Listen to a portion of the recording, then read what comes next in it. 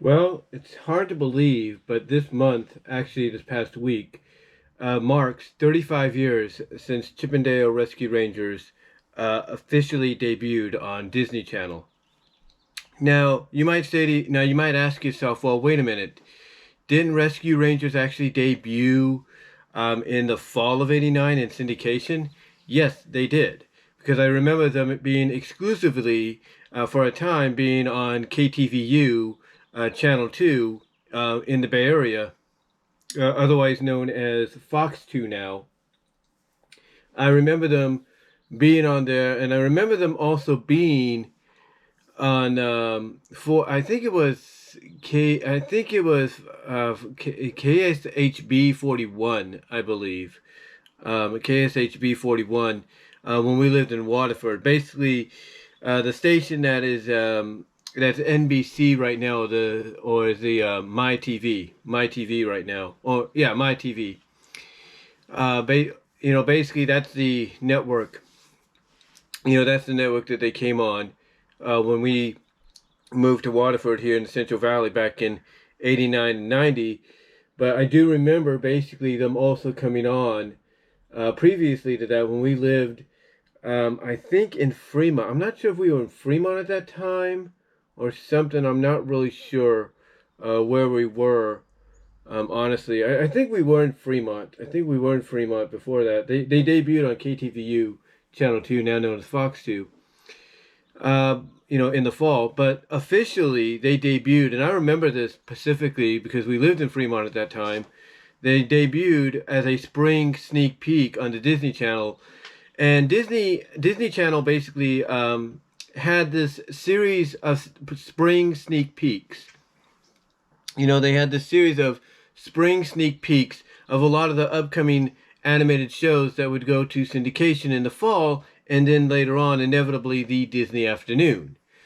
Shows like, Gummy Bears, shows like DuckTales, shows like Rescue Rangers, Tailspin, Darkwing Duck, Goof Troop, Bonkers, Aladdin, even Gargoyles got that treatment as well. And it was all to see how, audiences would react to it, kids would react to it when it would come on. And Rescue Rangers was basically a home run right off the bat. It basically was one of those shows that when you talk about top animated shows of the '80s, mostly late '80s, early '90s, Rescue Rangers is always in the top echelon of shows that people will remember and talk about with fondness. And I've come on here many times and talked about how I've been a fan for so long, how my older sister used to, draw Gadget in different outfits at times, really draw her real good.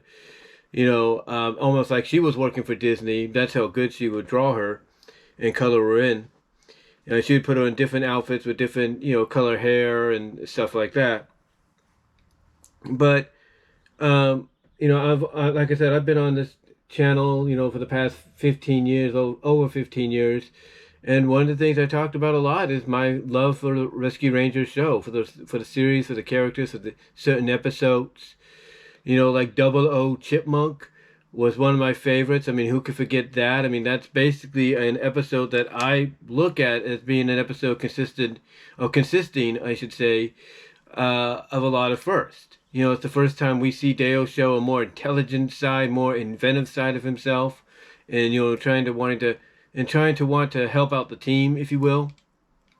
It's the first time we've seen Gadget get very femme fatale, if you will, by putting on the red dress and the wig and the makeup and the lipstick and all that. It's like, holy smokes.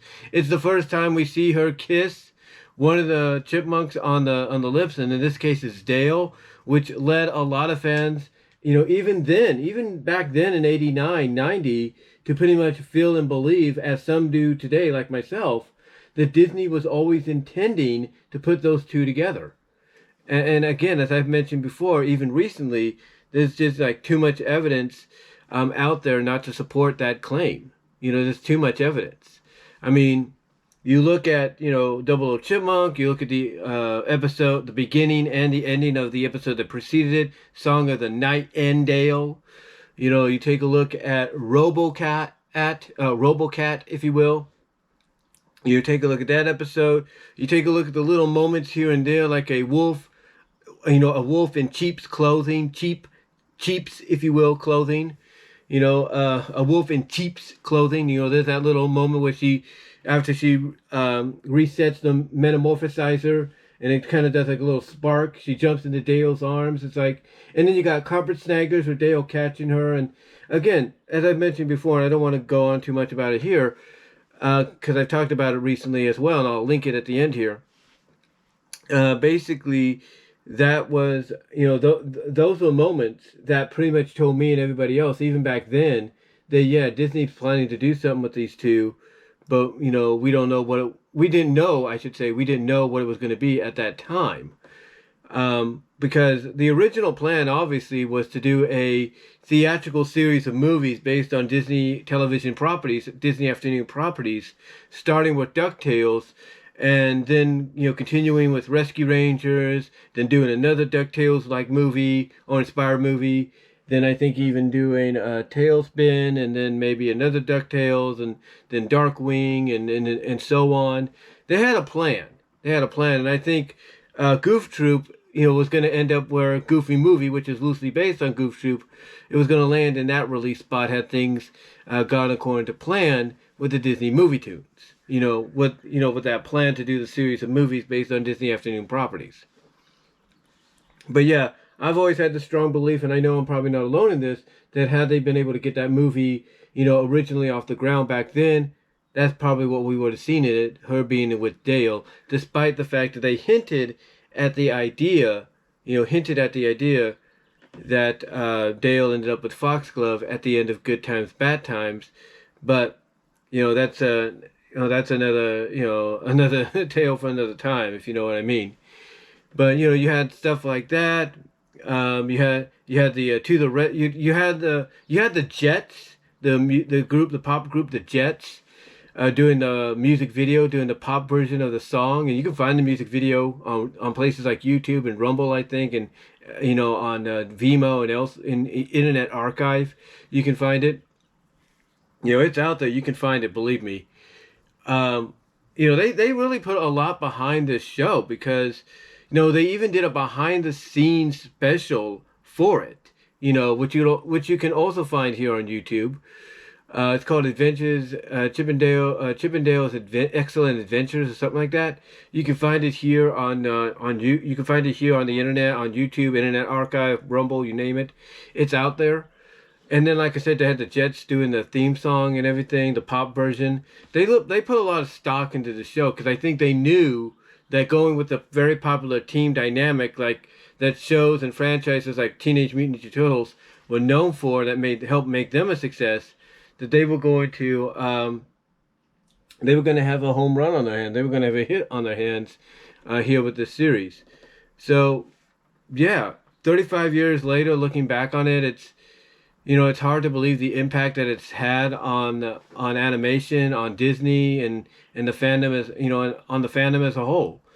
I mean, I think this is why that live action CGI meta parody satire, Lonely Island Boys movie was such a hit on Disney Plus, because the fan base is still strong even to this day. But I just wanted to come on here, guys, and talk about that, and let me know what your memories are celebrating the 35th anniversary